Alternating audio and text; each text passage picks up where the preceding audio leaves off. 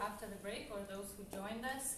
We're here at the International Conference on finding ways to tackle or to combat gender-based violence. And we have a second session that I'm happy, or maybe happy is the wrong word to introduce, is prevention of sexual harassment, breaking the silence.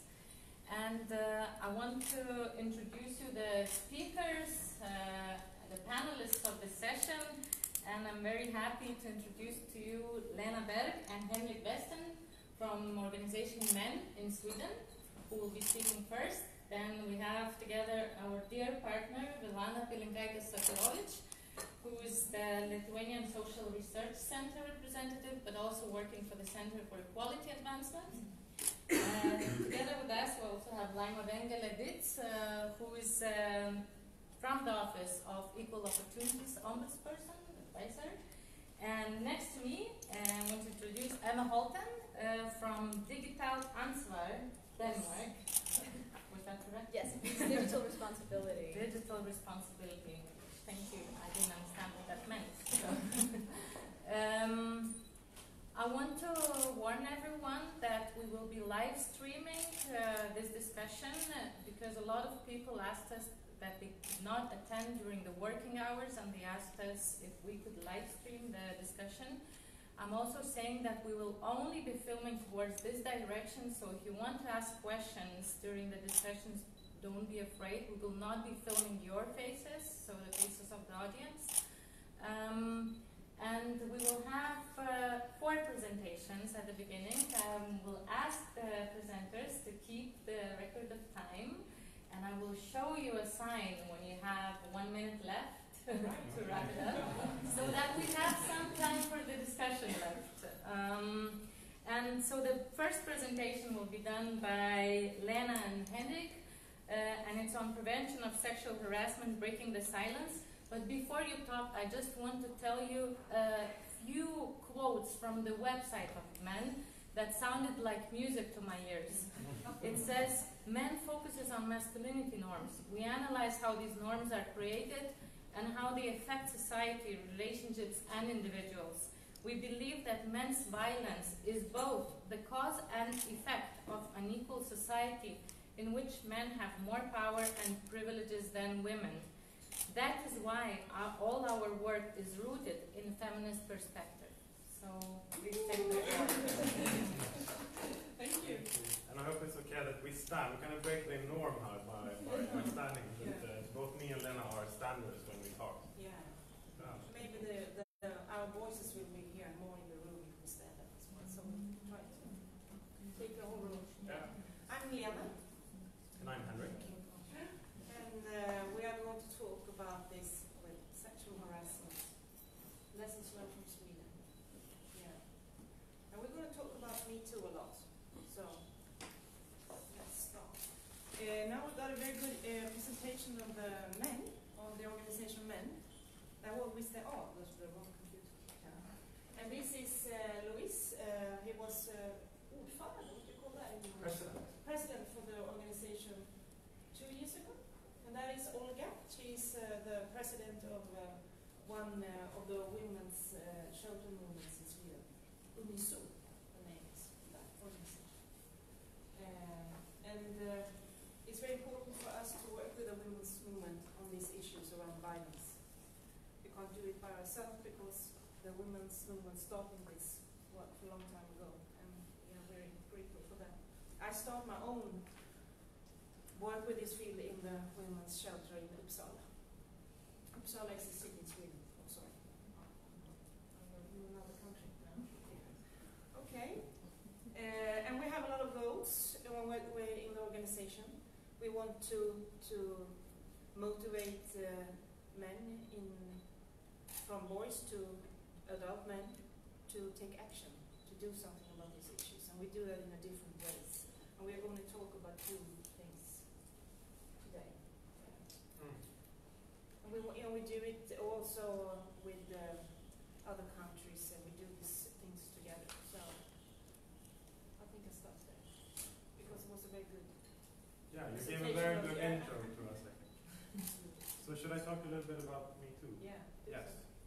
So Me Too was really big in Sweden. It was really like a game changer. I think it was. Sweden isn't really a super big country, but it was exponentially big, I would say. And it really shifted the public conversation on issues regarding sexualized violence, I would say. It gave women an opportunity, as of course you all know, to share their experiences of sexualized violence without being shamed. And what we saw in Sweden, as in many other countries, was that this problem existed in all sectors of society, of course. We've had our own Weinstein scandals in Sweden. The Swedish Academy, maybe some of you know, a very high, prestigious cultural institution, have had their problems. And what we saw, of course, was the only common denominator was the fact that this was men doing these kinds of behaviors. We at Men asked ourselves, like, what can we do to prevent another Me Too from happening? And today we're going to present basically two of the ways. We work in different ways with this, but we'll focus on two different ways of working with it. And it was so that a lot of men contacted us, actually, and wanting to process this, wanting to do something. And we felt there was a need to initiate sincere, vulnerable learning conversations with men regarding themes that Me Too brought up. Prostitution, pornography, violence, exactly, and norms around masculinity. Yeah. So what we did is that we created like a conversation guide, basically. This is what it looks like. We translated it to English as well. We presented it at this CSW in New York a couple of months ago. And this is a very concrete step-by-step guide, basically, how to have these types of conversations in men's groups, basically. We want to show you a movie that kind of puts you in the shoes of a person, a man, attending his first session. Yeah. Yeah. So maybe we can dim the lights so we get like a nice cinema feeling in here. Jag minns väldigt många så här händelser från min barndom när det förväntades att man skulle agera på ett visst sätt. Och jag kände mig så obekväm med det. Men antagligen så gjorde jag ändå, mådde jättedåligt över det. Eller så gjorde jag inte och blev egentligen utfryst och mobbad för det. Sådana där saker gnager väldigt länge. Att inte samtala om det skulle ju vara att antagligen tyst acceptera det eller att liksom inte ens uppmärksamma det överhuvudtaget. Jag har tidigare känt att jag inte har haft ett forum där jag kan tala om mansroller och känslor och jag tror att man kan hitta en väldigt bra styrka i att höra liknande berättelser som man själv har behövt uppleva. Men jag vet ju inte riktigt om hur redo jag är. Hur mycket kan jag öppna mig än? Hur mycket kommer andra öppna sig? Och hur djupt har jag grävt i mig själv egentligen?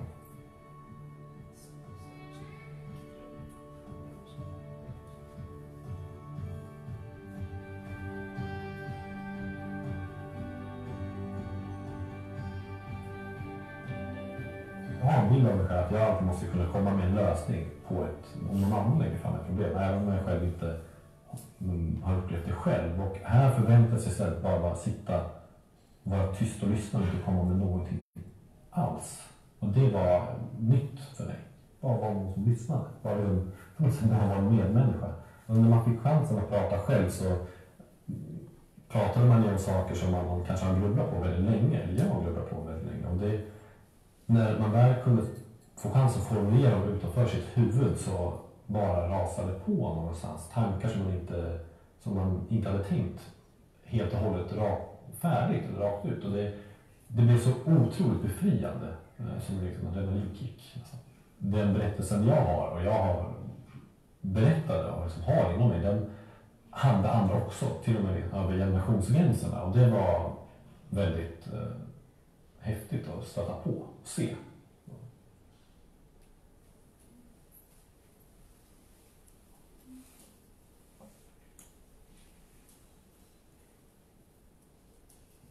Jag minns väldigt många så här händelser från min barndom när det förväntades att man skulle agera på ett visst sätt och jag kände mig så obekväm med det. Men antagligen så gjorde jag ändå, mådde jättedåligt över det. Eller så gjorde jag inte och det. There we go. Oh, Okay. sorry. So, like that. Okay. Now we can shift. Yes.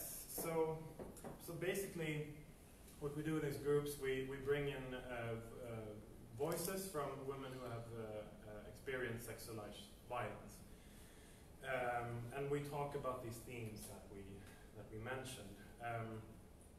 And we also approach the question: have I, as a man, somehow contributed to this pain that Me Too brought up, basically? And the idea is that these conversations will lead to more self-awareness and that it will lead to behavior change. So that is our hypothesis and what we hope to achieve.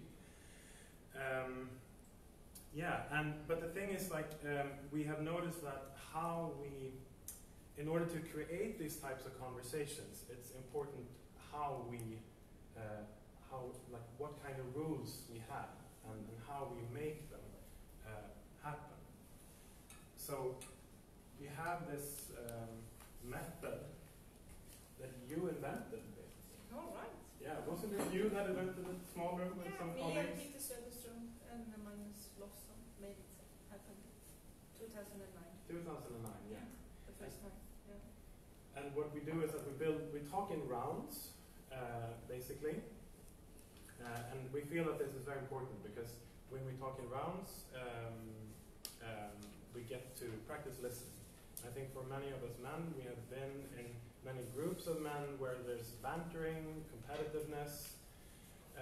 So this is basically a practice in doing your masculinity in a new way. And we have some rules regarding this, but I think we don't have so much time. So I just want to say that we can't stay in the small room talking, reflecting, Self-awareness is good to a certain point, but we also need to turn that into behavior change and go out and make a change in the world. And that is what you're going to talk about. Yeah. Martin Luther King. In the end, we will remember not the words of our enemies, but the silence of our friends. And this is a quote from Martin. And the thing is that what he meant with this quote was that we often remain silent in the face of harassment and violence. It's not so easy to speak out. It's not so easy to intervene.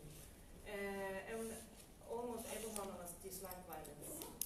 But anyway, it's quite hard to do something when you are very close to it. And I think Me Too is a very good evidence of that, because all these stories women told about sexual harassment and sexual violence, there was a lot of people around them, and they told a lot of people what happened, and no one said anything, no one did anything. So it was very silent around these experiences. And we need to train to be good active bystanders. So that is the second movement we are started at our organization. And we are focusing on this with children and young people. And we are doing it in the school arena. And we want to make everyone who is outside looking at this violence event, we can do something together. We can be part of it to make this make the difference. So we imported and adapted a school program from US that calls Mentors in Violence Prevention. That is a program, 16 hours, that you have with the students, the pupils at school.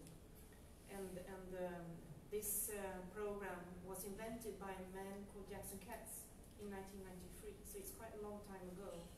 And he started this by himself, actually. He was a student. He was the only man at the gender study course. And he thought, what was the problem? I'm alone. This is not okay. This is not a women's issue. This is a men's issue. And then he started to develop this program. So it's now doing in a lot of places in USA and in Scotland, and we are doing it in Sweden. So, and the program is focusing on raising awareness what violence is and how it occurs and how we can stop it. And this active bystander approach. That's the most important part of this. All these lessons that you have with our kids and young people, talking about how can you be better to intervene, how can you be part of the solution. So, and this is doing more and more in Swedish school now. It's all over. It's a lot of places doing this. So, so now the MVP has been evaluated in Sweden, and the one who is starting this evaluation was the Swedish National Agency of Education. And the evaluation showed that it was promising results. And we are going to do another evaluation soon, because we need to do this over and over again to see if this is working. So this is the other thing we are doing quite a lot, our organization. Trying to make everyone be a good active bystander, because we can do a lot about this. Okay, 1 minute. We're almost at the end, so there's no problem. So we will. This is a quote from the World Health Organization. Violence can be prevented. This is not an article of faith, but a statement based on evidence. So, Yeah. So we believe in this. We believe in this, and we presented 2 other ways we're working with it in our organization. And we really believe this is possible, but we think that men need to step up and take more responsibility in this question, because as you said, men's violence is a man's issue. And that has been positive actually with the Me Too movement in Sweden. Much more men have stepped up, and I think we doubled our membership in like a month during Me Too, so that was positive. Okay.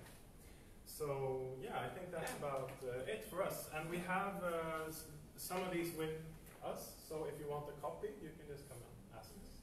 And you can download it on our websites as well. So. Okay. Okay, thank you. Thank you very much. While we have the technical changes, I'm going to introduce our second speaker. So, as I mentioned before, Ilana Pilinkaitė-Sotirović, and she will be introducing and maybe answering the question, or trying to answer the question, who is responsible for sexual harassment according to the results of the population poll. So the poll that took place last year, and that Ilana participated a lot in drafting. And the floor is yours, Ilana. Thank you very much, Birute. And yeah, I posed the question who is responsible, but I will go through the results of the population survey, and we will see how society thinks about sexual harassment. Well, to bring a little bit Lithuanian context, I think that Lithuanian audience recognizes the guys, but 2017-2018, that was the wave of Me Too in Lithuania. And all these guys, who are 2 parliamentarians, 5 or 4 university teachers, producer, theater director, one guy who is from the Supreme Court, and one sports coach, they were all accused for sexual harassment. So there are 10 very famous figures, public figures, who were accused by women. Only 2 of them, they got some sanction. One, the director of the theater, he was dismissed, and it's very interesting when the actor called police saying that the director is sexually harassing her, and they were that she was even threatened. Police refused to start any pretrial investigation, saying that this kind of accident or evidences does not make any kind of damage or harm for the society. So basically police did not interfere. And the Office of Ombudsperson for Equal equal opportunities basically interfered into the case, and the guy was dismissed.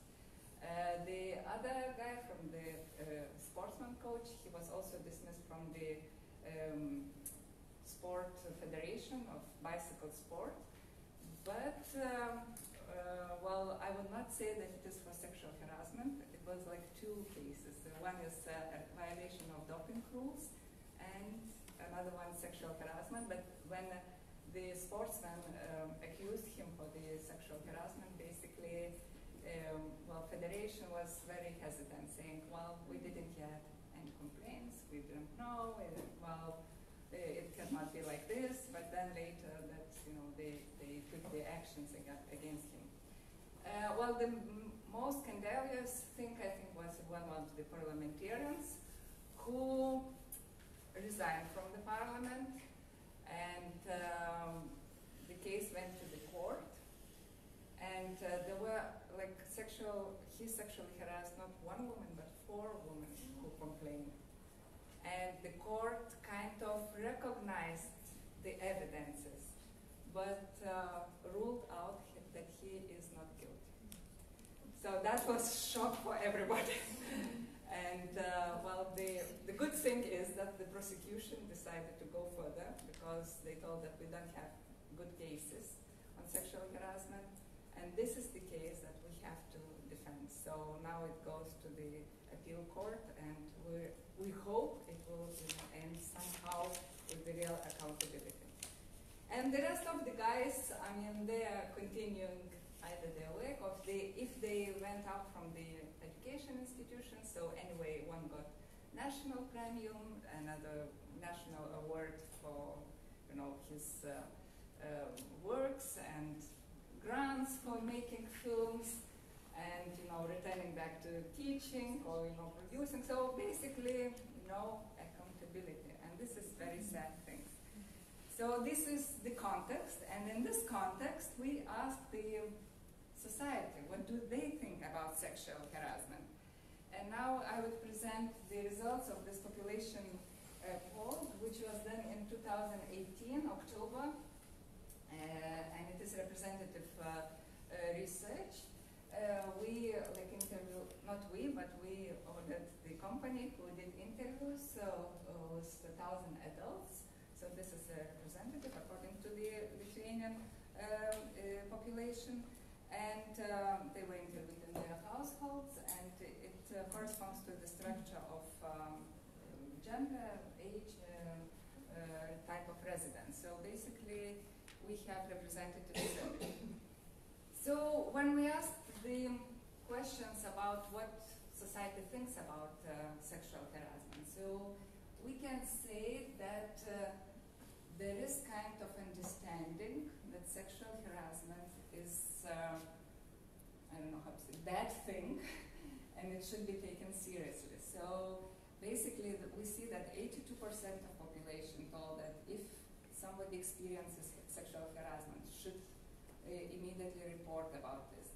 That perpetrator should get effective sanctions. 80% the population says about this. 77%, I mean 2/3 of the population thinks that justice system should take the case seriously. So it also shows that should be kind of response to this. When it was asked about like sexual harassment, a problem in education and work, we see that less population think, but still like significantly higher percentage of people thinks that it is a serious problem at work, and it is a serious problem in education. So on the one hand, we were like glad to have these results, because it shows that intolerance is growing up. But then we look to the the courses I made this, but how reflect where could be the causes of the sexual harassment according to the population. And here we see the whole bunch of victim blaming attitudes. Basically, 81% of population told that a person should clearly define the boundaries to stop any possible sexual harassment. Basically, the person should feel when, where the boundaries is and how she or he, wants to conduct. I mean, that, she decides, how this, sexual harassment could be applied to the person or not. 63% of population thinks that a person most often provokes sexual harassment by appearance, dress code and behavior. More than half thinks that if somebody comes out with the statements about sexual harassment, or she or he wants publicity or revenge. Almost half of the population thinks that basically those who announce about sexual harassment, they enjoy publicity, so this is for enjoyment. Almost half of the population thinks, almost half thinks that those who complain about sexual harassment indeed do not understand flirting. And here just reminds me of, we had months ago a seminar for the lawyers, and while we were inviting the lawyers, I got one letter from one lawyer who wanted to participate in that seminar, but he could not, and he wrote me a story that he would like very much to share it with me, because he defended one accused man for sexual harassment. And the woman who accused him basically did not understand what does it mean, warm communication, because she lived for 10 years in Scandinavian countries and returned back and forgot about cultural context. Yeah, my jaw was, oh my gosh. I thought, if all lawyers will come like this, how we will deal with this? But then and this is the lawyers, so basically, those who are in the system who should defend as well. But then you see, the attitudes, and then you're not very much surprised when the whole population is thinking in this way. And there was, to the question that about trying to get a better career, almost half of the population think that they announce about sexual harassment for better career perspective. So we got these answers, and we see that the victim blaming is very high. But here I also looked to the gender, this perspective view of this. So you can see that in terms of gender, also not so much difference. I mean that there are almost 10 percentage points, but basically women and men are quite victim blaming. I mean that it is very, very deep inside. When we asked the question about the personal experiences, do they experience, then we also see that the numbers are very low. Basically, people do not either are comfortable to talk about this, or really do not understand what does it mean when somebody touches you, when somebody comments about your sexual, with some sexual connotations, when hugs, kisses, and so forth. So basically, the numbers are very, very low. And when we look to the gender perspective, we see that here there are differences, that women experiences much more often than men about unwanted physical appearance, about comments about sexual harassment, about unwanted touches, hugs, glances, and so forth.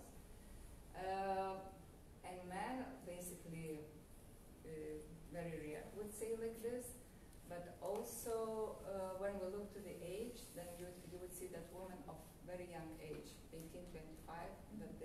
say about their worst experiences. So basically, I'm also finishing my presentation and just return back to those pictures that I showed at the beginning. So when there is kind of these, comings out, when there were these vocal women who talked about their experiences, and the reaction was very, not critical I would say, but very harsh on them, that they did something wrong. And when you see this kind of victim blaming, so reporting or public even sayings about this is very, very low, and basically now it is again very silent issue. So nobody talks too much, and nobody wants to disclose. Thank you very much, Joanna, for the presentation of the results. It's like watching a sad movie. With a feeling. I'm going to introduce now Laima Vendelė-Ditz, representative of the Office of the Equal Opportunities Ombudsperson from Lithuania. And Laima will talk more about challenges in combating sexual harassment in Lithuania, so the case of Lithuania. Yes, Laima, please. Thank you very much. I don't have presentation, but I'm a lawyer and I'm working in the Office of Equal Opportunities Ombudsperson already for 20 years this year, so I would say it's a really rich experience. And I started to work in this office from the very beginning, and from 1999, and my first case that I got and I had investigated was the case about sexual harassment. Of course, it was a shock for me because I didn't have any experience, and the law was recently passed law about equal opportunities for women and men, and this law we have already in power 20 years. We have the definition about sexual harassment, and we have very, very strict definition. I think it's the same like EU directives. It's obviously unwelcome, unfavorable, unwelcome and unwanted behavior of sexual nature. And of course, it can be physical behavior, it can be done in verbal form, and with the purpose to humiliate a person, to create intermediate hostile environment for the person, or the consequences must be identified that this hostile, unfriendly environment has been created. So of course, to prove the purpose, because it's really very, very difficult, and it's a huge challenge to prove, because it's always very, very hidden, the purpose, and you never know. So that's why we have some really difficulties when we start to investigate the cases about sexual harassment, how to prove, how to collect evidences, and how to really identify this unlawful behavior. But unfortunately, even if we are talking about Me Too, so the experience of the Office of Equal Opportunities Ombudsperson showed that really people are not willing to complain about it, to bring complaints to the office, because every year we get maximum 5 complaints about sexual harassment, and some years we don't get any complaint about sexual harassment. So you see that people are not willing to talk about it. They prefer to keep silence about it, and I think it's a problem not only of Lithuania. I think in all EU countries, as far as I'm aware, people really are still willing to keep silence. And when I'm talking with people, with women who are mostly the victims, I would use the word victims of sexual harassment, I try to find out the reasons why they're not willing to talk about, why they're not willing to report about sexual harassment. And in this case, I would like to exclude maybe a few reasons, the most maybe important reasons. And the first reason maybe is a fear to lose something, to lose maybe a job, because usually it happens in labor relationship, in employment, the sphere of employment, and who is this perpetrator? Well, it is or an employer or a person who is usually in a higher position than a victim. So of course, if a person complains about sexual harassment, already he has to take a risk about and to understand very good the consequences about this behavior, about this report, because of course it can cause dismissal, and sometimes it happens, yes. The employer doesn't want, of course, let's say, to keep this not friendly employee in the office, and it happens that, yes, the person is dismissed. The second reason, I think, the lack of evidences, the lack of proofs. Usually it happens between two persons, and no evidences, even if we have some witnesses. But then we really see the reluctance to notify, to give any information about what happened in the office, and why they are not willing to give information, because they are also involved in the same group, of course. They're working for the same employer, so of course they're thinking about the future, what will happen if we testify something not good, not in favor of the employer. So this is, I would say, the second reason. The third reason, I would say maybe it is that it is very private and it's very emotional, and usually, as you already mentioned, our colleagues from Sweden, that it is very difficult to talk about your private life and about your emotions, and that's why sometimes it keeps us to keep the silence and not to bring the information to the society. And also, sexual harassment, I was thinking to myself, and I was talking with my colleagues, with some friends who experience this behavior. It's simply shocking. When it happens, sometimes you don't perceive what is going on, and you simply don't understand, and don't have even power, or you don't know how to act, what to say, and maybe only after a while, or after a few months, or in some years, you understand the consequences and how it hurted you, how it hurted your dignity, and what consequences it brought. So it's really a lot of reasons, and I think that's why we don't have so many complaints, that people really still are not willing to talk about it. But even if we have the law, even if really we have the liability, we have criminal liability, we have in our legislation administrative liability for the sexual harassment. So during my experience, maybe only 2 cases that were about sexual harassment really didn't fail in the court. Even in previous cases, the ombudsperson also established a decision about sexual harassment, but simply they were dismissed.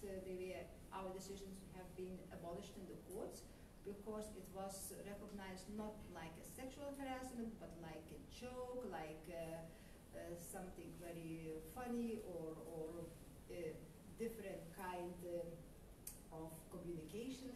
So we were not very happy, and we were not lucky really to protect our victims who complained about sexual harassment. So now I'm a little bit, I see the hope that maybe anyway the Me Too made an impact on our courts and on decisions what have been established. So that's a very, very good movement, and I would say, and really I congratulate this movement. And also I would like to say that in Lithuania we have the law on equal opportunities for women and men, but sexual harassment is forbidden in the sphere of employment and in the sphere of education, 2 spheres. We don't have sexual harassment in the sphere of consumers' rights. And this is also a challenge, and what we are doing now, we also submitted the new amendments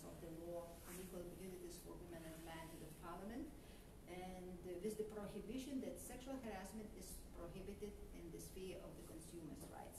The consumer's rights is very, very wide, very broad definition, and it's also all, let's say, access to goods and services, but also access to get health services.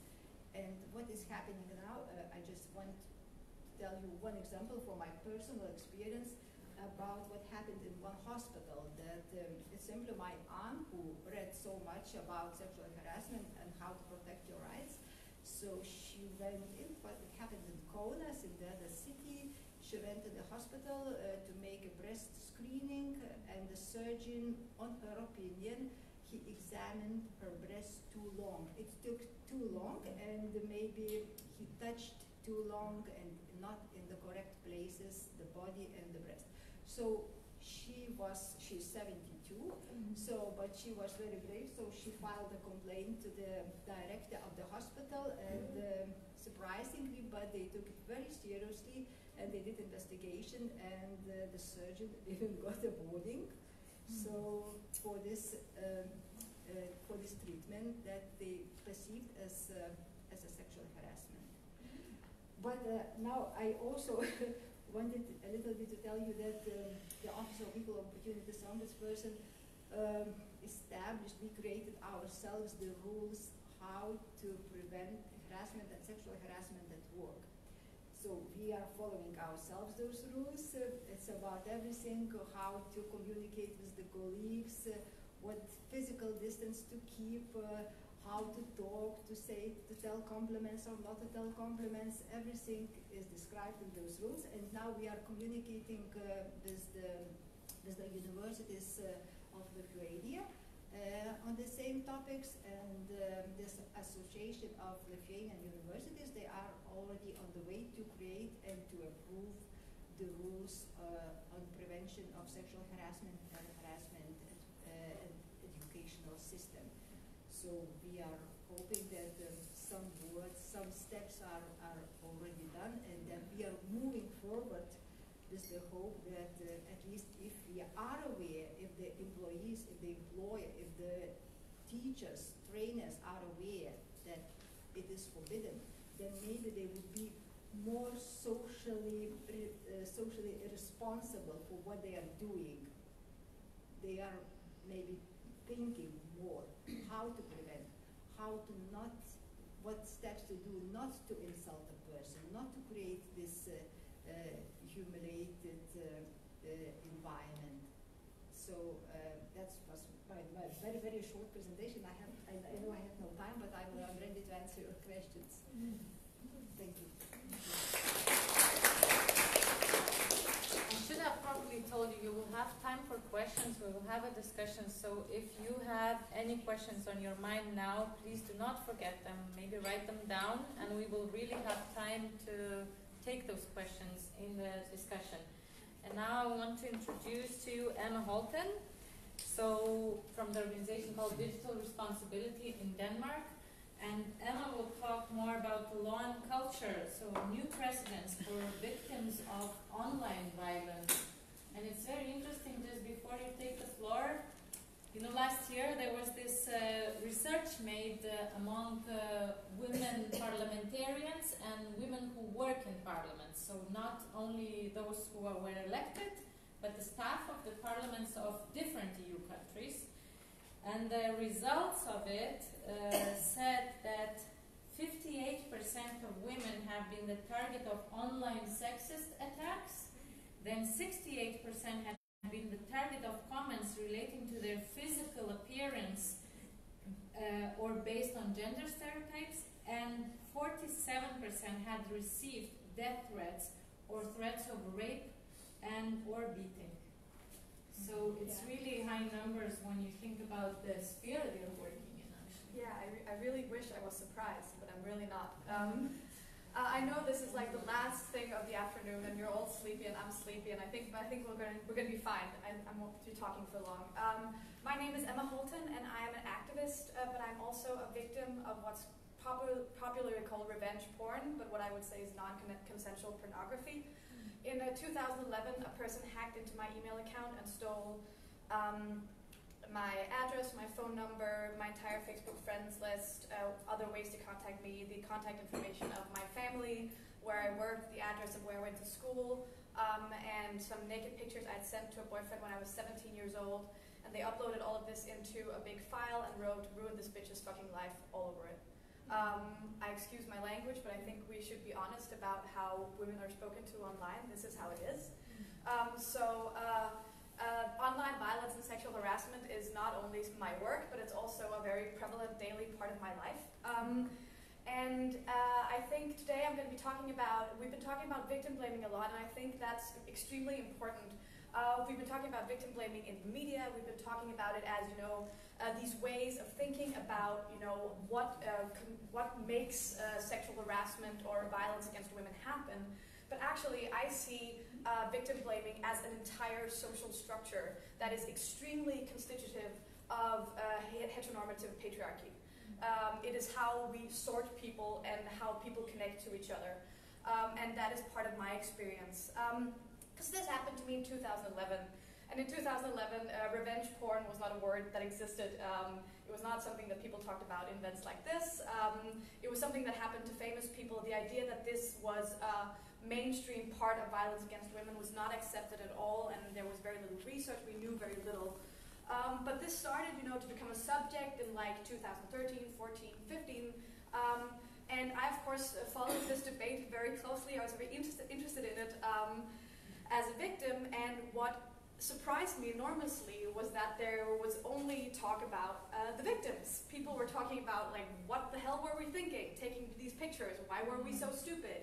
Why did we trust these men? All these things. And I was extremely surprised to find that absolutely nobody was talking about the people who were doing this and why they were doing it and what it said about them and what it said about our culture.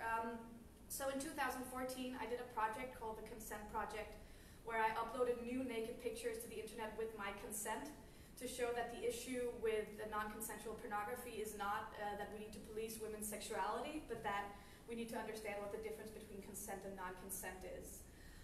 And the reaction to this was very interesting because in Denmark, the interesting thing is that this is actually already illegal and has been illegal for a long time. We have what's called Section 264D of the Danish Penal Code that I'm going to read to you.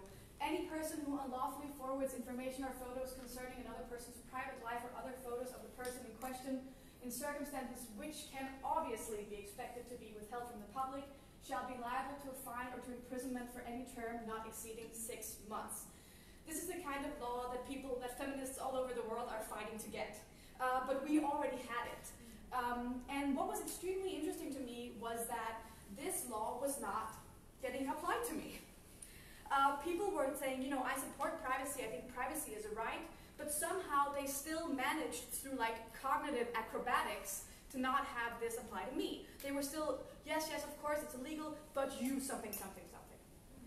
And I think that I'm going to also be talking about victim blaming today because I think it's very important to understand the structure of what it is victim blaming does socially. Because victim blaming is a performative act that creates social relations between people. So I was talking to people who were like, yes, I support this law, but you. And there is a Hannah Arendt quote, the philosopher Hannah Arendt says, who has the right to have rights? And I think what's important about victim blaming is that it exactly is about this. Because in Denmark, people will often say, I support democracy, I'm against violence, I'm against rape, I'm against, revenge porn, I'm against this and this and this. But, and it is in this but, there's a lot going on in there. And that's what I'm going to be talking about today. And we've talked about why do people not report these things. And I think I can maybe contribute a little bit to that. Because Danes have this idea of being a just person. And I think they support democracy. They say that's very important to them. But I think we need to understand that what happens when a person is victim blamed in the act is that it says that the violence that they were victim of was a consequence of their actions. They made that happen. So the violence was not an action, it was a reaction. And thus the violence becomes entrenched in them. In my example, my action was taking naked pictures, right? So everything that happens after that is just conceived as a reaction to something I did. And that means that suddenly the liability for the violent actions are on me. And what happens here, and what happens when I then speak to, and it is often men, but also many women, we'll get back to the women who victim blame later, is that they say, you could have just not have done that, and then this would not have happened. And what is very interesting when they say that is that they isolate what happened to me being a special type of woman. I'm a woman who did something extraordinary that normal women don't do. So this doesn't happen to normal women. This happens to special women, extra women. And I think that this separation of women who are special, who do things that put them in danger, and women who are normal, who deserve our empathy. It's like, I of course support privacy for normal women, but you aren't normal anymore, because you did something weird. And we can't protect people who do weird stuff. And this separation is extremely important. This division of women and becoming an abnormal woman is extremely dangerous in patriarchy.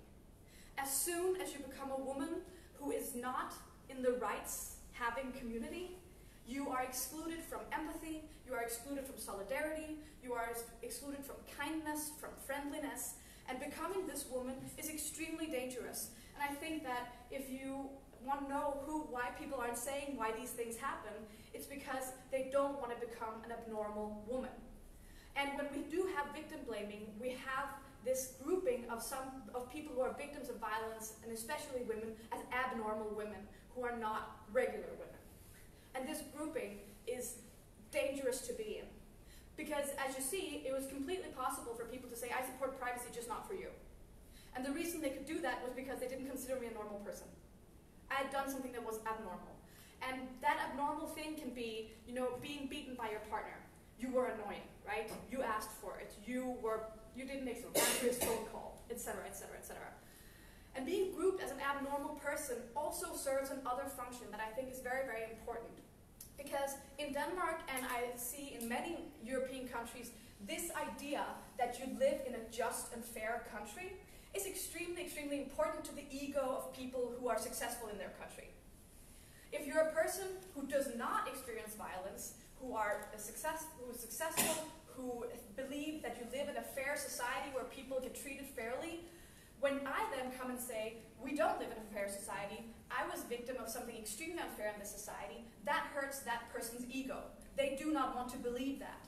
Because if they were to believe that, they also have to question their own standing in this society.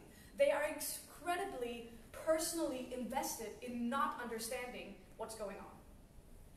It's a part of their identity to think that everything they have because they deserve it. And this goes for both men and women. Women who are not victims of sexual violence are also extremely invested in being the normal woman, right? The good woman who didn't happen to. And I think that this becomes an entire social relation where we have bad women and good women and the men that protect them. In patriarchy, actually, in most countries as a woman, you can live an okay life, as long as you do what you're told, right? As long as nothing bad happens, you're fine. So this divide and conquer of women is a way to control them under patriarchy. It is a way to make it extremely difficult to be the friend that says, I'm going to help you. Because as soon as you are a person who's in solidarity with the victimized, the abnormal, the dangerous woman, you become a dangerous woman too. And you lose the little protection that you have under patriarchy. Men won't protect you, they won't be solidary with you, and they won't take your side.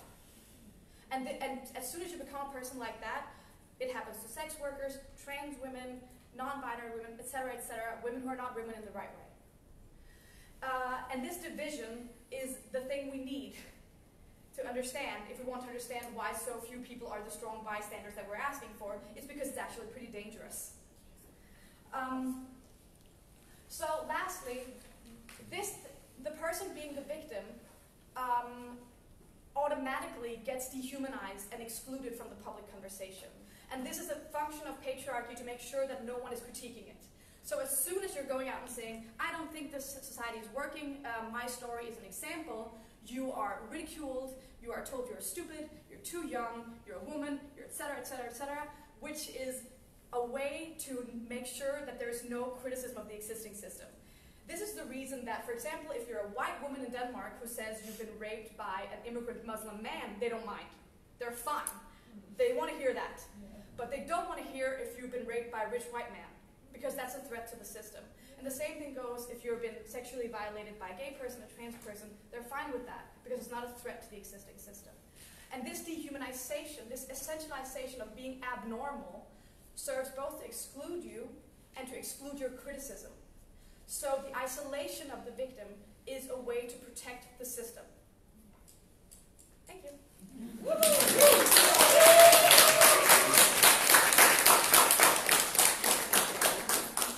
Thank you very much, Emma, for this, I would say, performance on a topic that you would consider a non-performative one, you know? So, now the floor is yours if you want to ask any questions to the panelists. If you don't feel like asking any questions yet, I have a million of questions to the panelists, so it's fine. But if you want to ask questions, just give me any sign and the floor will be yours. Again, I'm saying that I'm warning that we're live streaming, but you will not be filmed when asking the questions, so please don't withhold your questions from asking. Before moving on to the questions, I just want to say that, you know, it was very similar, the things you were talking about. It was going like, you know, like a snake to find final steps. And we heard about the Me Too movement a lot, especially when it took place, but it seems a bit like it's, you know, the tension towards it is going down. You can notice already on how much the articles, for example, by the portals, when they are shared, talking about new sexual harassment cases or about good practices, how to combat sexual harassment, it's like you can see the number of reactions even really decline. So it's a general question to all of you. How do we keep the tension to make what the Me Too did, to put it into, you know, like practices combating the sexual harassment? One of you wants to take this? You're sitting next to me. I'm sitting next to you. I am. So yes, indeed. Well, like I had a thought, like in a way, I mean, Me Too was really like a revolution, and it was really intense, at least in our country. But in a way, I'm thinking we also have to move beyond Me Too and kind of work long term, kind of move beyond the sort of the stories and but of course we need to keep the urgency of the questions. But I mean, that's just like grinding on, just working with these long-term projects. We have a metaphor in that we use a lot in men, like with violence prevention, the water drop that kind of erodes the stone. Like it takes a long time. You have to work in many contexts, you have to work long term, but then it will have effect. Okay, so Lana and Emma want to react? I think that, you know, Emma gave us a lot of answers to the question. I mean, that because, you know, it's a system, it's a patriarchy, that, you know, any kind of action like against the system gives you counter-reaction, and this is counter-reaction is very strong. Basically, silence you, ties your hands and, you know, everything. And when you were telling, I mean, why the system tries to preserve the song, I mean, that you look to the, you know, population attitudes. They blame victims, you know, like 2/3, I mean, the 80%. So it's, you know, this preservation of the system. It's like, you know, your skin.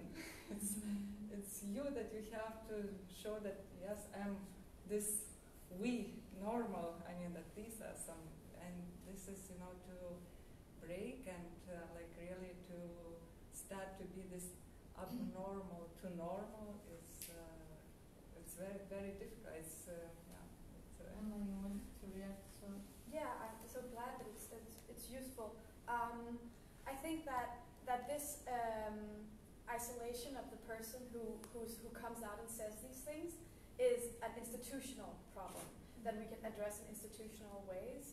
I think some of the most useful responses to Me Too that I've seen have been institutions who have instituted whistleblower systems, where there is an external body that you can contact that is not within the structure where you are, and then you have a right to have things looked at not by the people who work with you.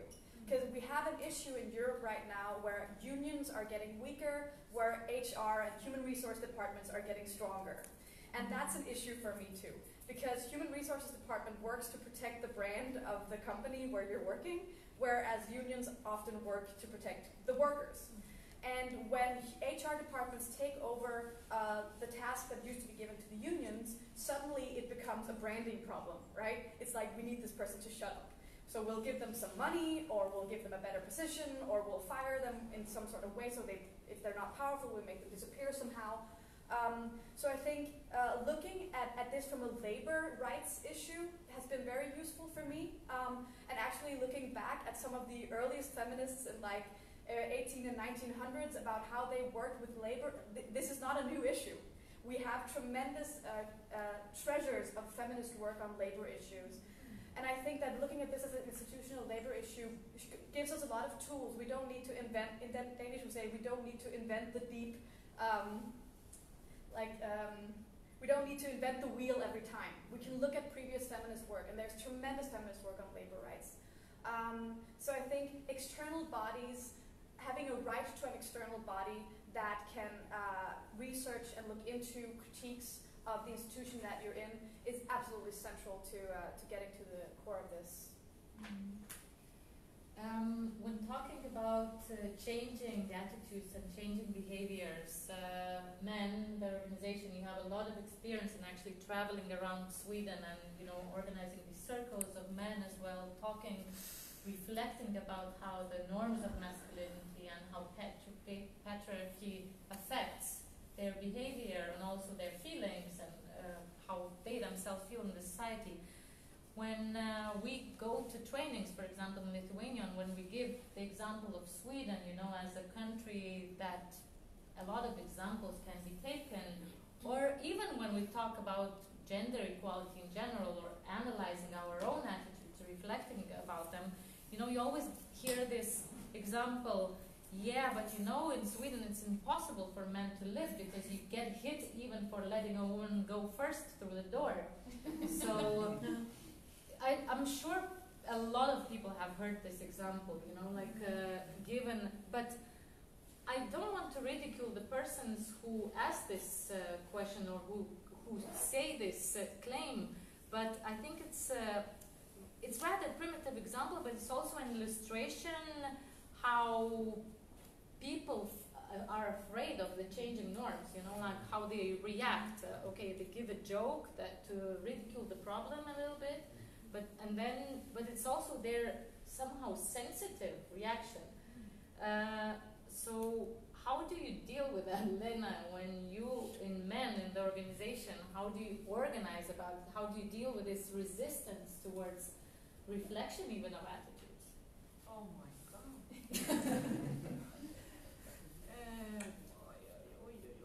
I don't know really how to answer this question. I was thinking about something else. The law about consent in Sweden is a good example of this kind of talking in Sweden as well. A lot of men said, now I can't take an action to hit on a girl. And now I need a contract to get in bed. So we have it in Sweden as well, this kind of example of women just walking around like big mamas and we just decide everything, but we don't do that. It's the same shit in Sweden as well. I don't, She just said those who didn't hear the same shit in Sweden as well, and this is making it vocal. Yeah, I can add, I think also that it relates to like what level is the resistance on. If I'm sitting with an individual man or in a small group, I'll just try to be curious about it, like ask questions, like what, because I think that if in that context, if we do this, then we just get more resistance. But I think if we're communicating in Facebook or in a big social media or media, whatever, then we have to be just extremely clear on where we stand. But individually, I think curiosity is the best way. Like, ask questions, open-ended questions. What's going on? Why is this man having these ideas? And then from there, I think something new can happen. We have a question from the audience. Please go ahead. We have two. So this very agency where we are today has also had its share of allegations of sexual harassment, and there were 3 complaints filed in 2014, and you can look it up on Political. It would have been interesting to hear about the lessons learned after these investigations happened. And my question to the panel is, how do we deal with harassment in progressive environments, or intellectual environments, or even feminist environments? Anyone want to react? No? Yeah, we've also had some issues in the like left-wing feminist organizations that I'm part of in Denmark, and I think a lot of what we've been talking about has been basically, what do we do with these people? Because I think that who do this, and I think that's the most interesting question to me, because I think I have been a little bit worried in the Me Too movement, especially in the American Me Too movement. There has been a very heavy focus on prison and on criminalization. In France, they've criminalized catcall. Like, there's this idea that if we can criminalize our way out of it. And I'm a little bit worried about that approach as a feminist. Mostly because criminalization often hits brown and poor people the most, and not rich people, who are often the worst. And that has worried me. So I think what we've been looking into has been what's called restorative justice, which is a justice approach that seeks to not isolate the perpetrator, but to heal the wounds that the perpetrator made in the community. So we say, okay, we have this idea that the person who's a victim doesn't owe the perpetrator anything. They don't owe them anything. If they think that person is an asshole, that is fine. But, however, we as feminists maybe owe this person solidarity, understanding. Why did this happen? Do you understand why this happened? Do you understand the pain that you've caused another person? Because my idea is isolating a person does not make them less of a sexist. Maybe sometimes even more. And I think if we are to isolate every man who's done something sexist in their lives, we won't know anybody. So we need to have constructive approaches to this. And this has not been a big part of Me Too yet. And I really hope that we can make it so that we can have a constructive conversation with the people who do this. And I think doing this in feminist movements is a super good way to start. And saying, we don't want to isolate you for what you did, but it's extremely important if you want to continue to be here, that you understand the harm that you've caused, and we can heal this wound, and that you understand that we are in solidarity with the person who was a victim of this. And we as a group support that person, and we like you, and we want you here, but you have to be in solidarity with that person as well. And I'm extremely interested in that social transformation and how we can make that happen. And I think starting that in feminist movements where this happens is a perfect place to do it. For those who don't know in which institution we are in the European Institute for Gender Equality, and the sexual harassment claims that I was referring to were one of the quite early claims in here, and Milana wanted to react to that. Well, not maybe to the Institution for Gender Equality here, but when this Me Too started and there were those accused several professors at the art, for example, academy. So there was like kind of reaction that even in the ethic code, the sexual harassment was not somehow identified. So at least the discussion in the university started that we need kind of rules or regulations how to protect those, or how to make recoding. I mean, that if there are kind of this conduct that should not be tolerated.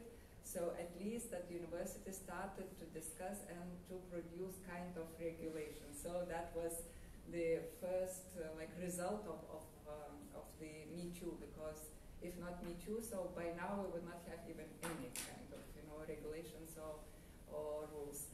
How they are applied, it's another question, but at least kind of movement that we need, and understanding that this need is necessary. Can I add that it's not about universities only, but also about companies, about public offices, about public institutions, because they're also obliged to establish the rules to prevent sexual harassment, and persecution at work if there are more than 50 employees in Lithuania by labor code. So I think now they're very worried and they're very busy with creating those rules, and a lot of companies already are applying those rules, and even they can start now investigation in the company. Once they get a complaint from the victim, they can start immediate investigation. They can create a commission from 3 or 5 persons, and then after the investigation, the person, the perpetrator, or the violator already can be dismissed immediately as for the violation of the labor code, because sexual harassment is also a violation of labor code. So it's only not about universities, but about the employment sphere also. So I think that also, talking about Me Too, that it made a huge impact also, as I said, on our judges, on the minding, on thinking of our judges in general in Lithuania, and on the behavior of our employers as well. So that's a good sign. All judges, because Not all some judges, but little didn't buy by it. little at least. You start. We have one more question. Are there any more questions? Please wave your hands if you have any. Well, first of all, thank you for your presentations. I have a question which I wasn't able to answer myself, so maybe you can help me out with that. So an important part of feminist theory is recognizing social conditioning, and the way and recognizing that the way men and women act is kind of a result of the broader culture. And this kind of brings me to a question then. So if sexual harassment is a result of patriarchal culture, how can we hold perpetrators responsible, but at the same time recognize the broader social conditioning? How we can make those two things compatible? So maybe having thoughts on that. Anyone wants to react? That's the question for men. That's one. Well, again, if I'm sitting with an individual perpetrator who's using socialization or kind of like masculinity norms as an excuse, I mean, then I won't buy it. I mean, then we're always in control of our behavior, we do choices. But if we try to explain it on a structural level, we have to look at that. We have to look at norms around masculinity, that you should always be dominant, or is being sexually active, it equals being successful as a man. All of this stuff we have to look at on a structural level. But individually, that can never be like an excuse. That's one thought. Have you? Yeah, and oh my God, I was thinking about something that left my mind. But you're always, when it comes to violence, it's always a choice to do violent to another person. So you're not determined about these norms. You have always the action to choose another thing, but you had to förhålla sig. Relate to. Yeah, you have to relate to them. It's always there, but you can always choose to do another thing. You can always. So you're not a slave under all these norms. That's my point. You have always a choice. Does that answer your question? Kind of. Kind of. Yeah. It's probably a never-ending answer to that question, right? As well. It's a very complex relation between the individual and the structure. It's always like this, and so you have to look at the context. You have to look at the relation, the situation. It's a lot of things that help you to understand, but you're always in charge of your life in a way. And maybe. I think it's maybe the central question of feminism. What is me and what is the structure, right? Yeah. And I think I was thinking about the other day how I should understand why men want to feel powerful or dominant. And the only kind of metaphor or parallel I could think is, why do I as a woman want to be beautiful, right?